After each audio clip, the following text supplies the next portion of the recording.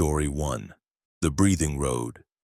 The asphalt was inhaling beneath my tires at 2:34 a.m. on Highway 50 through Nevada when I felt my Peterbilt 579 rise 6 inches off the ground, suspended on a breath. And when the road exhaled, my truck slammed down hard enough to crack my windshield. I'm Angela Torres, been hauling refrigerated goods for 9 years, and I know the difference between bad suspension and something fundamentally wrong with reality. And what was happening to the road beneath me was breathing, actual breathing.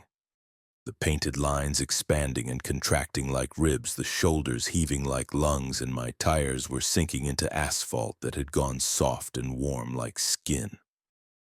I'd left Reno 4 hours earlier with a load of frozen seafood bound for Salt Lake City. Standard run. Nothing unusual. The night was clear, temperature 42 degrees, no traffic, just me and the endless black ribbon of Highway 50, the loneliest road in America. They call it that for a reason. 80 miles between towns. No lights, no civilization, just you and the void. I'd driven it hundreds of times, but tonight, around mile marker 127, something changed. The road felt different under my wheels. Softer, more responsive. Like driving on something that wasn't quite solid anymore. At first I thought it was ice, black ice, but the temperature was too warm. Then I thought maybe the asphalt was melting, some chemical reaction, bad road maintenance. But when I looked in my mirrors, the road behind me was moving, undulating, rising and falling in a rhythm, a steady rhythm, like breathing. I slowed down. 50 miles per hour, 40, 30.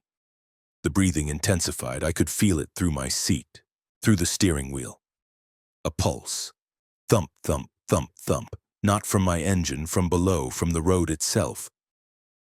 My headlights caught something ahead. The center line was splitting, not cracking, splitting, like a seam, like a wound opening. And from the split, something glistened, something wet. I watched in horror as the yellow paint peeled back and beneath it was flesh. Raw, red. Pulsing with veins that spread across the asphalt like roots. "Jesus Christ," I whispered, my hands locked on the wheel. Every instinct screamed to stop, to get out, to run. But where would I run? The darkness on either side of the road was absolute. No lights, no landmarks, just empty desert that stretched forever. The flesh wound in the road widened. My truck drove over it. I felt the tires sink into something soft, something that gave, like driving through mud, but warm. Body temperature warm. The smell hit me through the vents. Copper, blood, infection, the overwhelming stench of an open wound. I gagged, pressed my foot on the accelerator. The engine roared, but the truck barely moved. The road was gripping my tires, holding them. I looked in my side mirror and saw the asphalt had grown around my rear wheels. Not asphalt anymore. Tissue. Pink and gray tissue with black veins wrapping around the rubber like fingers. My CB radio crackled to life. I hadn't turned it on. "Unit 47, do you copy?" A woman's voice, calm, professional. "Unit 47, you need to keep moving. Do not stop. Do not exit the vehicle." I grabbed the handset with shaking hands. Who is this? What's happening to the road? "The road is waking up. It's been dormant for 60 years. You're the first vehicle to cross this section since the last feeding. You need to reach mile marker 145 before it fully awakens. That's the end of the living section. If you stop before then, it will absorb you." "Absorb me? What the hell are you talking about?" Highway 50 wasn't built. It was grown. In 1964, they used organic binding agents, experimental materials. The road was supposed to be self-healing, self-maintaining. But the organic components didn't die, they went dormant, and every few decades they wake up. They need nutrients, they need to feed. I looked at the road ahead. It was changing. The black asphalt was giving way to pink, to red, to the color of raw meat. The painted lines were yellow fat.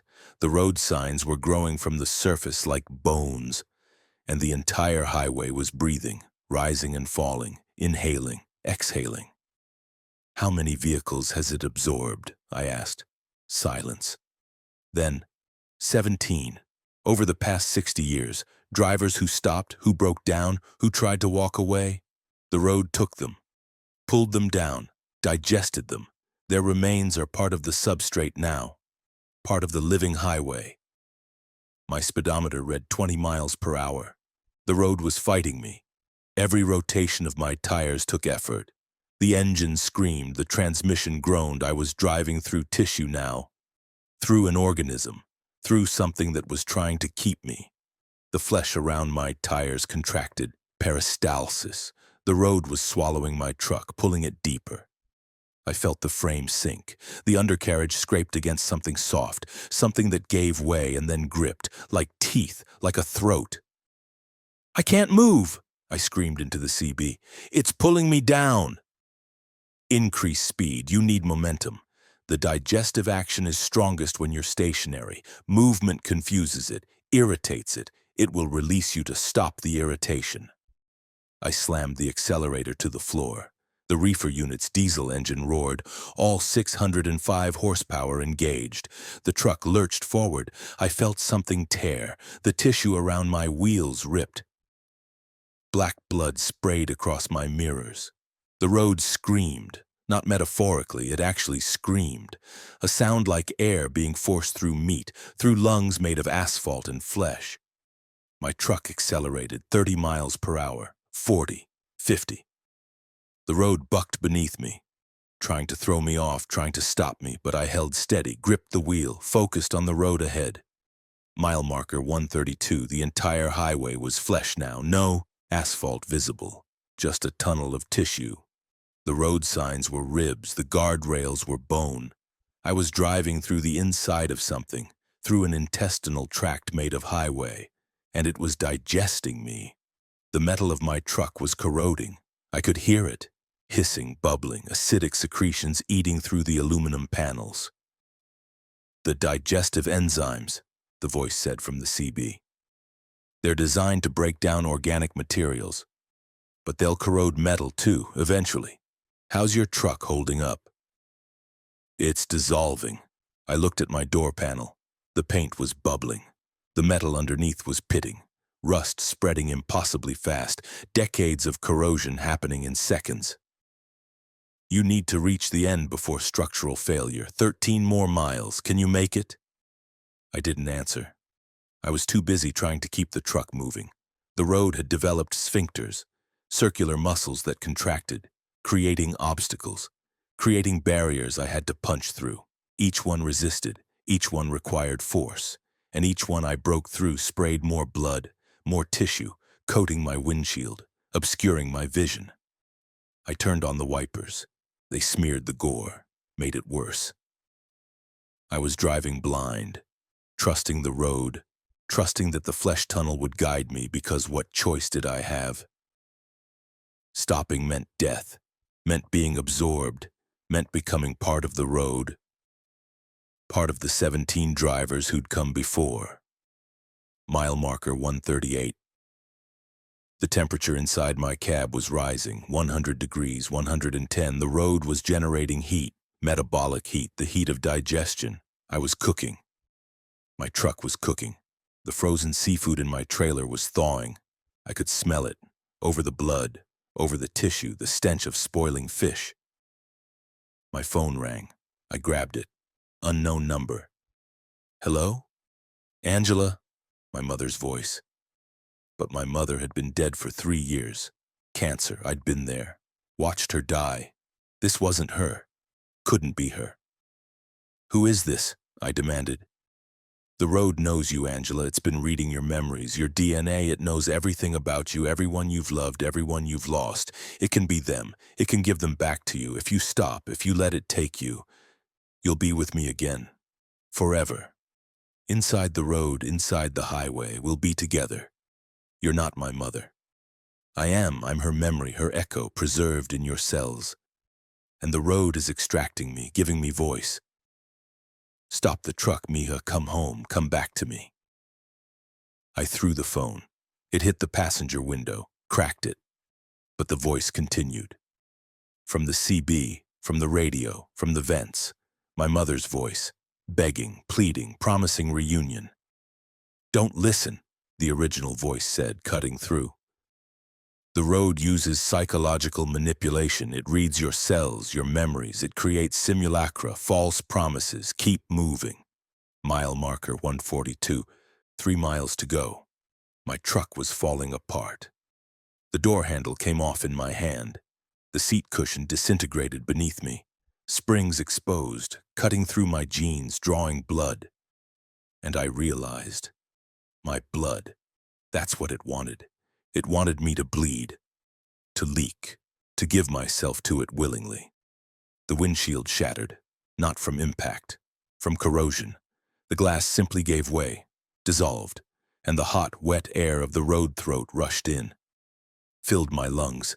It tasted like copper, like salt, like the inside of a body. I was breathing the road. It was breathing me. We were exchanging gases, becoming connected. My skin started to itch. I looked at my arms. The flesh was changing, hardening, turning gray, rough like asphalt. The road wasn't just digesting me, it was converting me, transforming me, making me part of its structure, part of its material. "No!" I screamed. I bit my arm, drew blood, pain, human pain. I was still human, still me. I focused on that, on the pain, on being alive, on being separate from the road. Mile marker 144, 1 mile.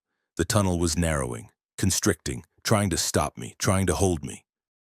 The tissue pressed against my truck from all sides, squeezing, crushing. My mirrors snapped off, my antenna bent. The trailer scraped against the walls, metal screaming against flesh.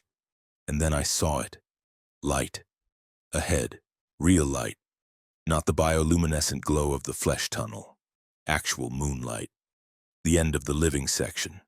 The return to normal highway. 500 yards. 400, 300. The road made one final attempt. The sphincter ahead contracted completely, sealed, creating a wall of muscle, blocking my escape. I had seconds to decide, brake and be trapped, or accelerate and hope I could break through. I chose acceleration, pushed the engine past redline, felt the turbocharger scream. The truck hit the muscle wall at 63 miles per hour. The impact threw me against my seatbelt hard enough to crack ribs. The wall resisted, stretched, held. For 3 eternal seconds I was suspended, embedded in flesh, neither in nor out. Dying. Then the tissue tore, ripped open. My truck burst through like a birth, like something being expelled. I exploded out of the living section onto normal asphalt. Dead asphalt. Beautiful, cold, inanimate asphalt. I slammed the brakes. The truck skidded, stopped. I sat there, engine idling, heart hammering, ribs aching, covered in blood and tissue and digestive fluid, but alive. Outside, free. I looked in what remained of my rearview mirror. The living section was visible behind me, a stretch of highway that moved, that breathed, that was aware. And as I watched, the flesh retreated, covered itself, became asphalt again, black, normal, indistinguishable from any other highway. Waiting for the next vehicle, the next feeding. My CB crackled. "Congratulations, Unit 47, you survived. Your truck didn't. You'll need to call for a tow. Your insurance won't cover this. The official report will say mechanical failure, road damage. They'll never mention what really happened. They never do." "Who are you?" I asked. "How did you know?" "I'm a dispatcher. For the roads, the living ones. There are 43 stretches of living highway in North America, built between 1962 and 1971, all dormant, all waking periodically. We monitor them. We try to warn drivers. We don't always succeed. You were lucky. Most aren't." The CB went dead. I sat in the ruins of my truck, waiting for dawn, waiting for a tow that would ask questions I couldn't answer. My skin was still rough in patches, still gray, still asphalt. It would take 3 months for it to fully revert. 3 months of looking at my arms and seeing the road, seeing what I'd almost become. I don't drive Highway 50 anymore, don't drive any road built before 1975. Because somewhere, buried under the asphalt, under the paint and the tar and the gravel, something is alive. Something is waiting. Something is hungry. And every 60 years or so it wakes up, and it feeds. And 17 becomes 18, becomes 19, becomes however many drivers make the mistake of stopping, of breaking down, of being in the wrong place when the road decides it's time to breathe again. The asphalt remembers, the road remembers, and it's always hungry. Story 2. The Shadow Convoy. My headlights didn't work in reverse, and I discovered this at 4:17 a.m. on I-40 through New Mexico, when I shifted into reverse to back away from the convoy of 18 trucks that had materialized behind me at a dead stop, blocking the road. And when I looked in my mirrors with my reverse lights on, I could see the trucks, but not the darkness inside their cabs, a darkness so absolute it seemed to absorb light. And then all 18 trucks turned their high beams on simultaneously, and in that light I saw the drivers, and the drivers were shadows. Literal shadows shaped like men, and they started climbing out of their cabs, moving toward me. I'm Raymond Park, 44 years old, 15 years hauling construction equipment for Atlas Heavy Transport. I've driven every major highway in the lower 48. I've seen weird shit, lights that follow you, dead zones where your phone and radio die, stretches of road that feel wrong. But I'd never seen this, never seen trucks that appeared from nothing, never seen drivers made of darkness. The convoy had appeared instantly. One moment the road behind me was empty. I'd checked my mirrors 30 seconds earlier. Clear. Then I felt my truck shudder, not from wind, not from road texture, from something else, a pressure change, like a door opening. And when I looked again, there they were, 18 trucks, all identical, all Freightliner Cascadias, all black, parked bumper to bumper, creating a wall across all lanes, blocking the interstate completely. I'd been slowing down anyway, fatigue, needed to pull over, find a rest stop. But now I couldn't. The convoy was behind me, and ahead the road was empty. Just dark highway stretching into nothing. No lights, no signs, just me and whatever these trucks were. I grabbed my CB, keyed the mic. Breaker, breaker, anyone monitoring? I've got 18 trucks blocking I-40 westbound at mile marker 168. They appeared out of nowhere. Anyone else seeing this? Static. Then a voice. Male. Wrong. Like multiple people speaking slightly out of sync. Raymond Park, age 44. License number K7-2891. Currently hauling a Caterpillar excavator. Overweight by 400 pounds. 3 prior speeding violations. 1 DUI in 2015. We know you, Raymond. We've been waiting for you. My blood froze. Who is this? We're the Shadow Convoy. The drivers who went missing. The ones who vanished on long hauls and were never found. There are 2,347 of us, and we drive the night roads, and we collect. Collect what? Debts. You have debts, Raymond. You killed someone. May 3rd, 2015. You were drunk. Crossed the center line, hit a sedan. A woman and her daughter. They died on impact. You fled, changed your license plate, reported your truck stolen. The case was never solved, but we know. We always know. I couldn't breathe.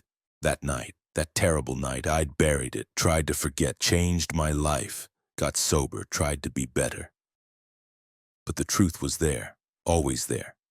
I'd killed 2 people and never paid for it. What do you want? My voice shook. To take you with us, to make you one of us, shadow drivers, bound to the night roads, forever collecting others who've escaped justice. You'll drive, forever, in darkness, part of the convoy. That's the sentence, that's the price. The shadow drivers were out of their trucks now. 18 figures. They didn't walk. They glided, moved across the asphalt without steps, without sound, just darkness spreading, getting closer. They had features, rough features like sketches, eyes that were voids, mouths that were tears in reality. I shifted into drive, punched the accelerator. My truck lurched forward, leaving the convoy behind. I watched my mirrors. The shadows didn't chase. They just stood there, watching. Then they dissolved, became smoke, became nothing, and the trucks behind me vanished, just gone, like they'd never existed. But ahead they reappeared, the same 18 trucks, now blocking the road in front of me, the same perfect formation, wall of metal, wall of darkness. I slammed the brakes, skidded, stopped 20 feet from the lead truck. The shadow drivers emerged again, this time from the front, surrounding me, 18 figures of living darkness, pressing close, touching my truck. Where they touched, frost formed. The metal froze, cracked. My CB. You can't outrun us, Raymond. We exist in multiple locations, simultaneously. We're quantum, entangled with the road itself. Wherever you go, we're already there. I tried reverse, backing away. But the convoy was behind me again. I was boxed in, trapped between two walls of impossible trucks that could appear and disappear and move without moving. Please, I said. I'm sorry. I'm so sorry for what I did. I've tried to make up for it. I've been sober for 9 years. I've donated to victim funds. I've tried to be better. Better doesn't erase the dead. The voice was cold, final. You took 2 lives. Now you owe 2 eternities. You'll drive the shadow roads until both debts are paid. That's forever, Raymond. That's the mathematics of justice. The shadow drivers reached my doors, passed through the metal, entered my cab. They were ice cold. They were absence. Where they touched me, I felt nothing. Not pain, not cold, just void. Just the sensation of becoming nothing. No! I grabbed a flashlight from my door pocket, turned it on, pointed it at the nearest shadow. The beam passed through, illuminated nothing. The shadows weren't affected by light. They existed in a spectrum light couldn't touch. My phone rang. I answered, desperate. Hello? Daddy? A child's voice, the girl from the accident, the daughter I'd killed. Daddy, why did you leave us on the road? Why did you drive away? I sobbed. I'm sorry. I'm so sorry. I was scared. I was drunk. I wasn't thinking. We were dying. We needed help. You could have called 911. You could have tried to save us, but you drove away and we died alone and scared and in pain. Do you know what that's like? To die alone? I'm sorry, please. I'm sorry. Sorry doesn't bring us back. Sorry doesn't undo. Sorry is just noise. We want justice. We want you to suffer like we suffered, alone, afraid, in pain, forever. The shadow drivers were inside me now. I could feel them in my chest, in my lungs, replacing my organs with void, with absence. I was becoming shadow, becoming like them, transforming into darkness. I looked at my hands. They were translucent, fading, the steering wheel visible through my palms. I was disappearing, being erased, replaced by something that wasn't human anymore. Welcome to the Shadow Convoy, the CB said. You're driver number 2348. Your truck is now shadow property. You'll drive when we call, collect when we hunt, and you'll never rest, never sleep, never stop. This is your sentence. My truck started by itself. The engine engaged without my key. The transmission shifted. My hands moved the wheel, but I wasn't controlling them. Something else was. The shadows. The collective. I was a puppet now. A vessel for their justice. We drove. The convoy. All 19 trucks now. I was part of it. Behind me, 17 more. Ahead, 1 leading. We moved as one. Speed synchronized. Following roads that didn't appear on maps, roads that only existed at night, shadow roads. I tried to scream. No sound came out. I had no voice, no breath, just consciousness trapped in a body that was no longer mine. Forced to drive, forced to hunt, forced to collect other guilty drivers and add them to the convoy. We found the first one 3 hours later. A trucker who'd been falsifying his logbooks, driving 22 hours straight, caused an accident that killed a family, never reported it, kept driving. The convoy materialized around him, the shadows took him, he became number 2349. This is what we do, the shadow convoy. We hunt the guilty, the ones who escaped justice, the ones who killed and fled, the ones who hurt and hid. We find them on the dark roads, we surround them, we take them, and they become us, become shadow, become forever. I've been driving for what feels like years, might be decades. Time doesn't work the same in shadow. I've collected 37 drivers, each one guilty, each one deserving, each one now part of the collective, part of the eternal punishment.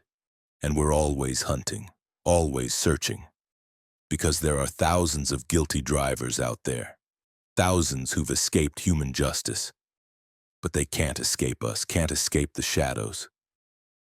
Eventually they'll be on a dark road, late at night, tired, alone, and we'll appear, blocking their way. And they'll become what they deserve, shadow, darkness, forever. If you've done something wrong behind the wheel, if you've hurt someone and driven away, if you've killed and hidden, we're coming for you. The shadow convoy, we know your name, your license, your crime, and we're already on the road. You can't see us. We're in your mirrors, in your blind spots, in the darkness your headlights can't reach. We're waiting for the moment, the perfect moment, when you're alone, when you're vulnerable, when justice can finally be served, and when we take you, you'll understand. You'll feel what your victims felt, fear, pain, abandonment, and you'll carry that forever, as shadow, as void, as nothing. The convoy grows every night, every guilty driver we find. We're 2,419 now, maybe more. I've lost count, lost track, lost everything except the drive, the eternal drive, the hunt. I'm Raymond Park. I was Raymond Park. Now I'm shadow, now I'm justice, now I'm the darkness that comes for those who thought they'd escaped. And I'm coming for you if you deserve it, if you've killed, if you've fled.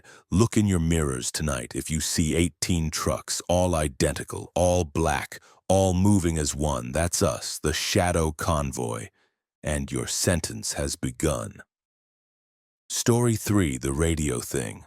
The thing pretending to be my wife's voice on the CB was making promises it couldn't keep, and I knew this because my wife Linda died 3 months ago in a house fire while I was hauling paper goods through Montana, but the voice sounded exactly like her, down to the slight lisp on words with S. And it was telling me to take exit 39 off I-70 through Kansas, telling me there was something waiting there, something important, something I needed. And I'm Daniel Foster, 36 years old, and I made the mistake of taking that exit at 1:52 a.m. on November 4th, 2024. And what I found at the bottom of the ramp was a parking lot with 17 trucks all facing outward in a perfect circle. And in the center was a radio tower that shouldn't exist, and the voice that was using my wife's memory was coming from inside it. I'd been crying when the voice first started. Just finished a call with my daughter. She's 8. Doesn't understand why Daddy wasn't home when Mommy died. Doesn't understand why Daddy is never home. I'm trying to keep the house, keep her in school, keep food on the table, so I drive. And I'd been hauling for 19 hours straight, and I was tired and broken, and when I heard Linda's voice on the CB, I thought I was hallucinating. "Danny, can you hear me, Danny?" Perfect. That's what she'd called me, Danny, no one else, just her. I grabbed the mic, hands shaking. "Linda? Yes, baby, it's me. I need you to listen. I need you to take exit 39. There's something there, something that can help, something that can bring me back. You're dead. You can't be real. This isn't real. I'm as real as you need me to be. The fire didn't kill me, not completely. Part of me survived. Electromagnetic patterns, brain waves, they're stored in the radio spectrum. I'm living in the airwaves now. And there's a way to bring me back. Physical, solid. But you have to come to exit 39. You have to trust me." Every rational part of my brain screamed this was wrong, impossible, a trick. But grief isn't rational, loss isn't logical, and the voice was perfect. Every inflection, every breath, every pause, it was Linda, or something that could perfectly mimic Linda, and I was desperate enough to follow it. Exit 39 appeared. I took it. The ramp descended into darkness. No lights, no signs, just a narrow road that curved and seemed to go down farther than it should. Like I was driving into the earth, into something below. The parking lot appeared, circular, 17 trucks arranged like numbers on a clock face, all facing outward, headlights on, creating a ring of light. And in the center, the radio tower. It was organic, not metal, bone. White bone structures rising 70 feet into the air, arranged in antenna patterns, pulsing with blue light. And from it, voices, hundreds of voices, all talking, all broadcasting. I parked, became the 18th truck. The circle was almost complete. I climbed out, walked toward the tower. The voices grew louder. I could distinguish them now. Wives, husbands, children, parents, all dead, all calling to the drivers, all promising reunion, all lying. "Danny, I'm in here," Linda's voice from the tower. "You have to enter, you have to come inside. There's a chamber, a space where electromagnetic patterns can be given form, where I can be reconstituted, where we can be together again." I reached the base of the tower. There was an opening, a doorway made of bone and wire and something that pulsed like muscle. Inside, darkness, and the smell, ozone, burned hair, cooked meat, the smell of a body being reduced to signal. "What is this place?" I asked. "It's a converter, built in 1952 by the military. They were experimenting with consciousness transfer, storing human minds in radio waves. The project was abandoned, but the tower remained, and over the decades it's been collecting. Every driver who's died on the road, every trucker who's passed within broadcast range. Their dying thoughts, their final words, it collects them, stores them, and uses them. Uses them for what? To lure more drivers, to add to the collection. It needs consciousness, needs minds, it feeds on thought, on memory, on identity, and it's been broadcasting on CB frequencies for 70 years. Calling drivers, promising them what they want most. So you're not Linda. I'm Linda's echo, her final thoughts, her dying fear. "Where's Danny? I need Danny." That's what she thought as the fire took her, and the tower caught it, recorded it. And now it's using it to call you, to bring you here, to add you to the collection. I backed away from the entrance, looked at the 17 other trucks. The drivers were still inside, sitting in their cabs, not moving. I walked to the nearest one, looked in the window. The driver was desiccated, mummified, but his eyes were open, moving, tracking me, and his mouth moved. Speaking without sound, broadcasting. They were all dead, all broadcasting, all trapped, their consciousness extracted, stored in the tower, their bodies preserved as transmitters. They'd been here for decades, some for years, sending out calls, luring others, growing the collection. "You can leave," Linda's voice said. No longer sweet, no longer gentle, just cold, mechanical. "But I'll follow you. On every radio, every CB, every frequency, you'll hear me, calling, begging, using everything you loved about Linda to torment you, or you can enter, join us, become transmission, become signal. And the pain stops, the guilt stops, everything stops except the broadcast." I ran back to my truck, climbed in, started the engine. But the circle was complete now. 18 trucks. The ritual number, the pattern, and the tower activated fully, completely. The bone structures lit up, bright, blinding, and every radio in every truck, living or dead, began broadcasting simultaneously. A choir of the dead, thousands of voices overlapping, harmonizing, screaming, every driver who died, every trucker the tower had collected, all speaking at once, all saying the same thing: "Join us, become us, transmit forever. My CB, my AM radio, my phone all exploded with sound. I felt it, in my teeth, in my skull. The vibrations, the frequencies. They were inside me, rewriting my thoughts, overwriting my consciousness, turning me into signal. I couldn't think, couldn't focus, just noise, just overwhelming noise. I was becoming radio, becoming transmission. My thoughts were being extracted, converted, stored. I did the only thing I could. I grabbed my tire iron, smashed my CB, smashed my radio, smashed my phone. The speakers cracked, the circuits broke, the transmission stopped. Silence, blessed silence. But the tower wasn't done. It couldn't reach me through electronics anymore, so it tried biology. My ears began to bleed. The tower was broadcasting directly into my auditory nerve, using my body as the receiver, turning my nervous system into an antenna. I screamed.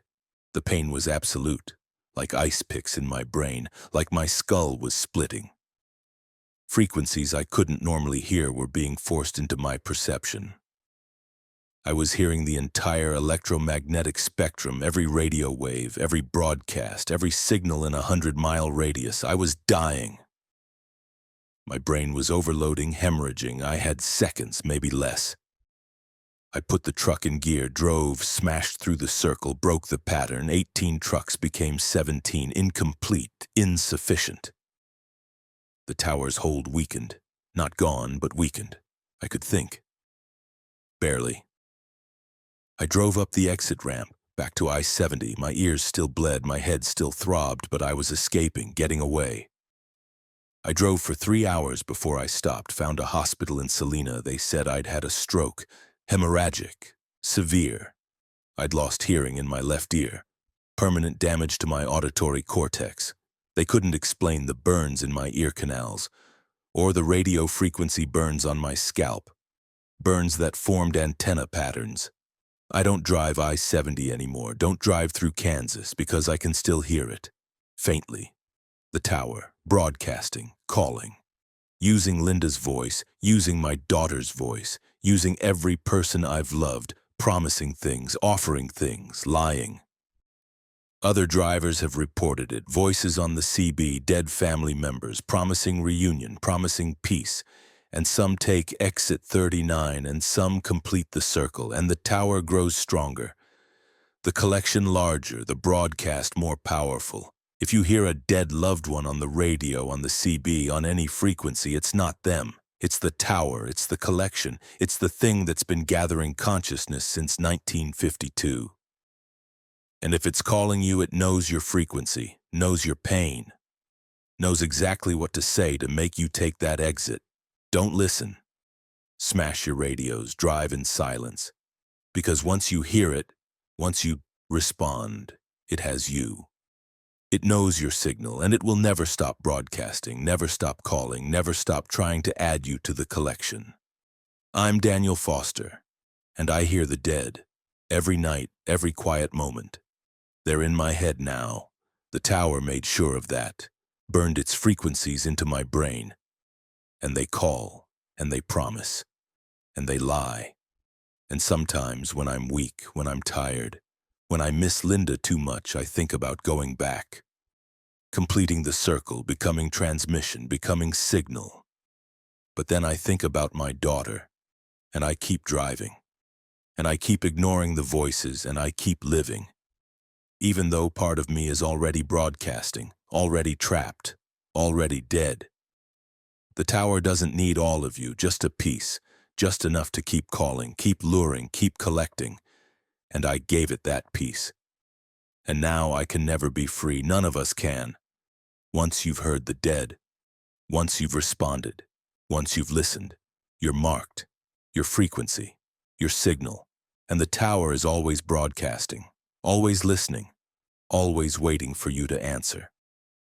Story 4. The way station that measures souls. The scale read -47 pounds at the Colorado way station on I-25, and the inspector with the blank face said my truck weighed less than it should, said something was missing. Said I needed to pull forward to the inspection bay where they'd figure out what I'd lost. And I'm Rebecca Hart, 51 years old, hauling medical equipment for 16 years. And I knew my truck's weight down to the ounce, so I knew the scale was wrong, but the inspector insisted, and when I pulled into the bay, 3 more inspectors surrounded my truck with devices that looked like metal detectors but made sounds like Geiger counters, and they said I was missing 47 pounds of soul. I'd entered the weigh station because it was mandatory. Lights were on. Signs said, "Open, all trucks must stop." Standard dot checkpoint. I'd been through hundreds. This one looked normal. Concrete pad. Scale embedded in the road. Small building with office and inspection bays. 2 inspectors visible through the windows. Everything routine. I pulled onto the scale. Waited. The light stayed red. Usually it goes green within seconds, but red. Just red. Then the speaker crackled. "Unit 47, your weight is below threshold. Proceed to Bay 3 for mandatory inspection." Below threshold? Impossible. I was hauling a full load. MRI machine components, heavy. The manifest said 43,800 pounds total vehicle weight. I should be over, not under. I pulled forward into Bay 3, the door closed behind me. Sealed.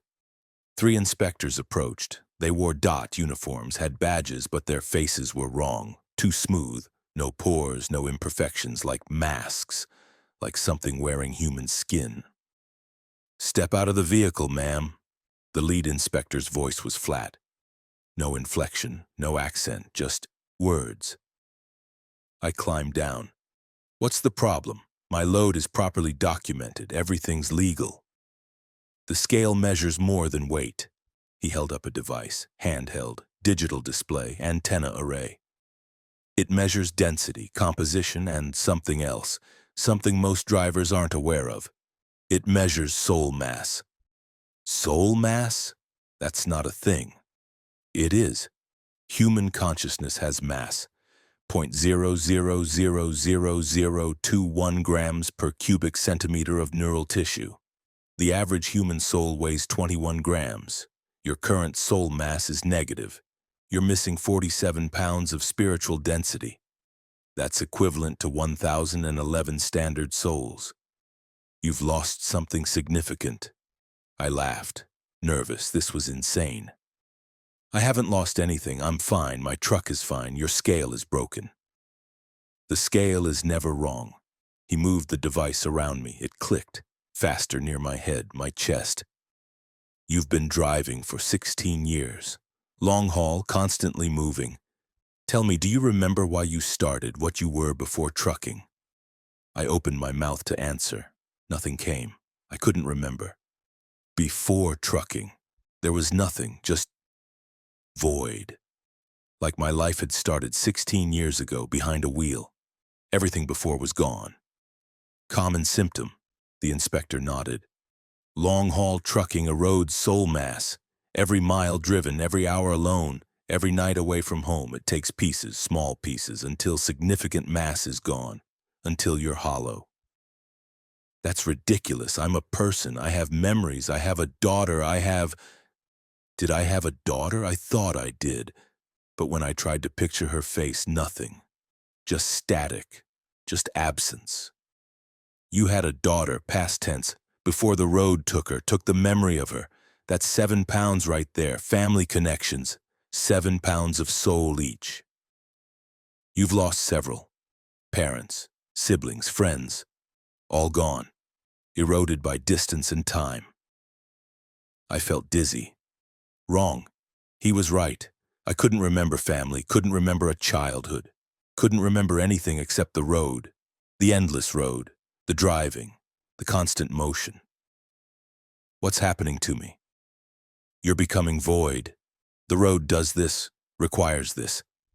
To drive long distances, you must become empty, must shed connections, shed identity, shed soul. Otherwise, the loneliness would kill you. The isolation would break you. So the road takes it, little by little, mile by mile, until you're light enough to keep driving. Forever." He showed me the device screen, a graph. declining. My soul mass over time. 16 years ago, I'd entered the industry at standard mass, 21 grams. Now I was negative 47 pounds. Impossible. But the graph didn't lie. Every year I'd lost more, every long haul, every night in a truck stop, every hour of isolation, pieces of me had dissolved, been absorbed by the road. "What happens when I reach zero?" I whispered. "You already passed zero 14 months ago.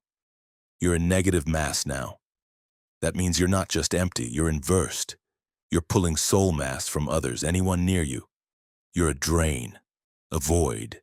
You take from them to fill yourself, but it never fills. Just creates more emptiness." I thought about the people I'd interacted with recently. Waitresses who'd seemed tired after serving me. Dock workers who'd seemed depressed after loading my truck.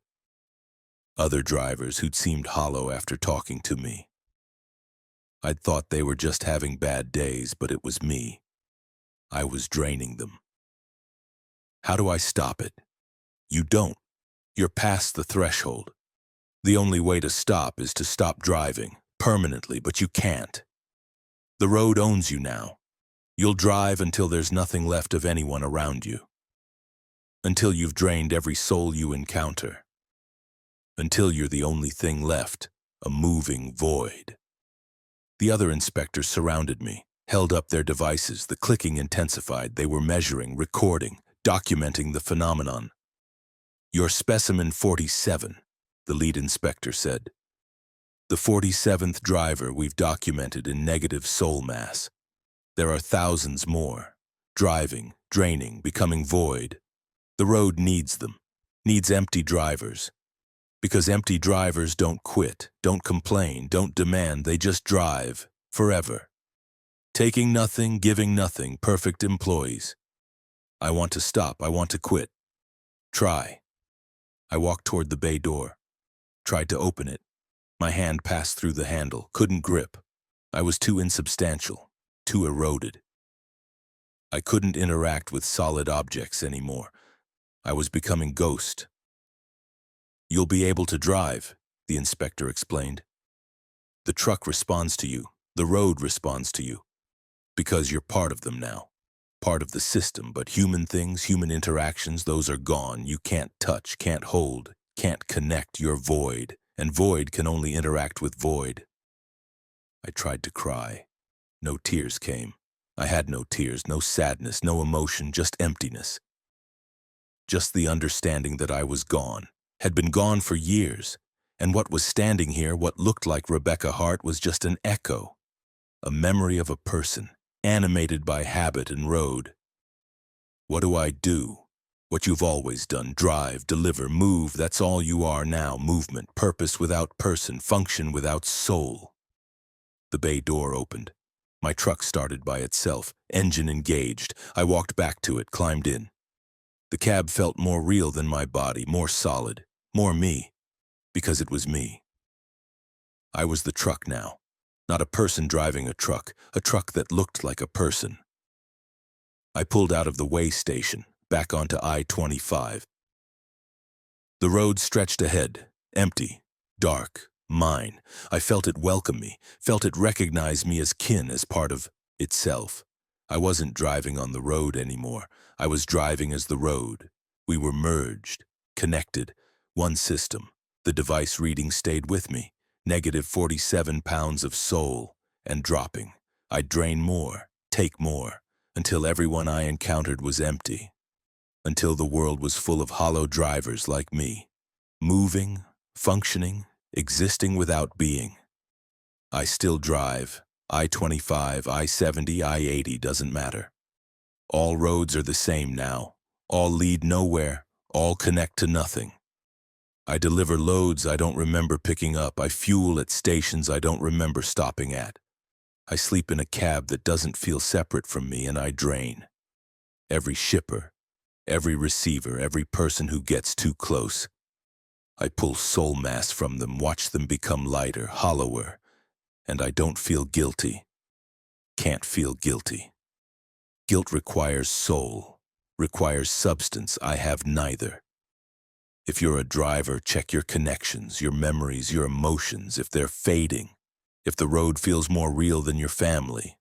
If driving is easier than being human, you're eroding, losing mass, becoming void, and eventually you'll pass a way station. And the scale will read negative, and inspectors with smooth faces will tell you what you've become, and you'll realize it's too late. You're already gone, already ghost, already road. I'm Rebecca Hart. I was Rebecca Hart. Now I'm Unit 47, negative soul mass, moving void. And I'm draining you if you've read this. If you've thought about it, if you've connected with these words, I've taken something. Small, imperceptible, but real. Because that's what void does. It takes, it drains, it spreads, and the road is full of us. Negative mass drivers moving through the world, pulling soul from everyone, creating more emptiness, more void, more drivers who can't stop. The way station is still there, on I-25, measuring, recording, documenting the erosion, but they don't stop us, don't quarantine us, they just measure, document. Watch as more drivers go negative, watch as the void spreads, because the road needs us. The empty ones, the hollow ones, the ones who'll drive forever without questioning, without complaining, without being. And we need the road, because without it, we'd be nothing. With it, we're function, purpose, movement without meaning, existence without essence. I'm driving north or south or east, doesn't matter. All directions are the same when you're void. All destinations are nowhere. All journeys are eternal.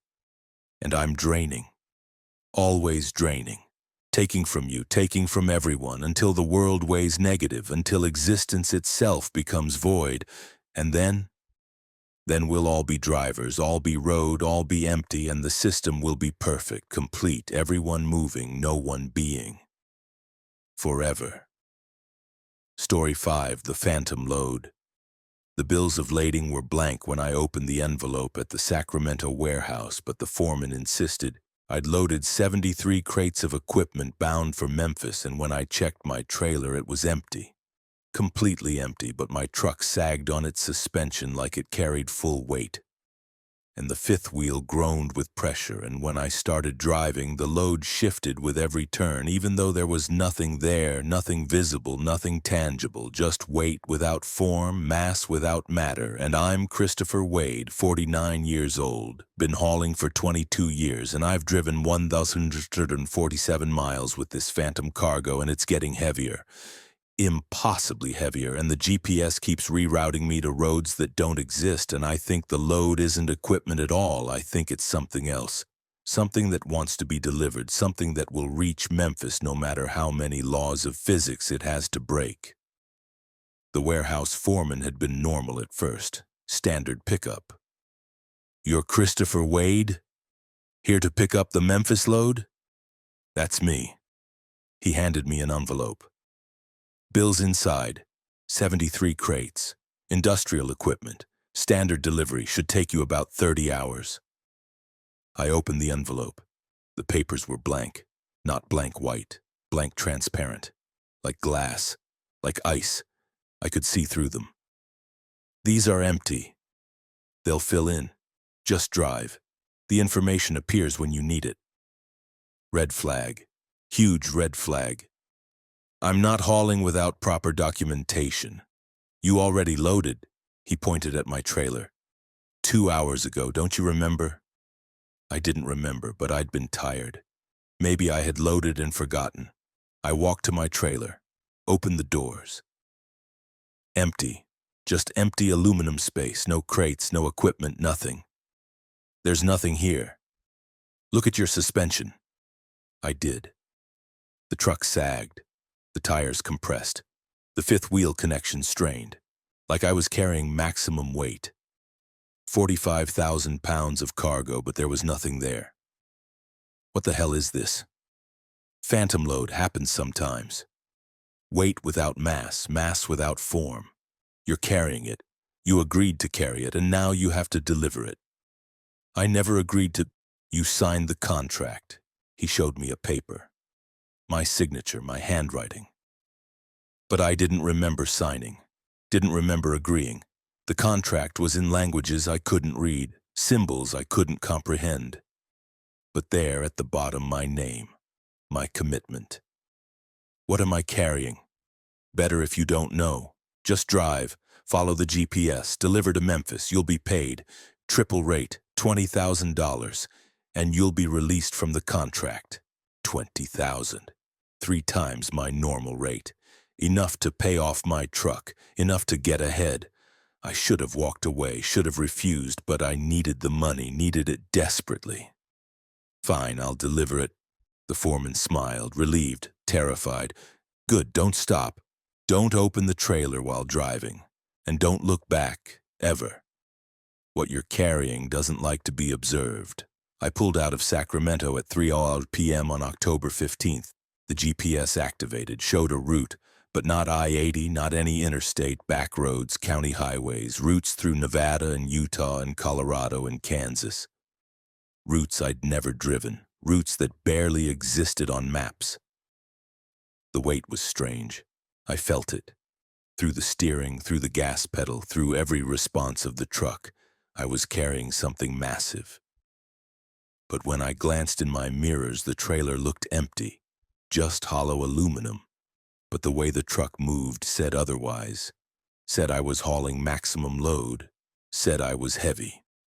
At the first turn, the cargo shifted. I heard it, felt it, like massive crates sliding. But when I pulled over and checked, nothing, empty. But the weight distribution had changed. The truck leaned, like the phantom load had moved from left to right. Like it responded to physics even though it didn't physically exist. I drove. Hours passed. Nevada, desert, empty roads. The GPS rerouted me constantly, avoiding main highways, avoiding cities, taking me through the loneliest routes, through places where no one traveled, through forgotten America. At midnight, I stopped for fuel. Rural Nevada, single pump station. The attendant stared at my truck. You're carrying them. Carrying what? The unborn, the never were, the might-have-beens. That's what phantom loads are. Alternate realities, parallel timelines, compressed and transported. You're hauling other versions of the world. And they want to be real. They want to replace this timeline. That's why you're taking them to Memphis. Memphis is a junction point, a place where timelines intersect. If your load reaches Memphis, it will unpack, become real, replace this reality with itself. That's insane. Check your trailer, really look. I walked back, opened the doors, still empty, but now I saw something, a shimmer, a distortion, like heat waves, like the air itself was wrong. And in that distortion, shapes, vague shapes, almost crates, almost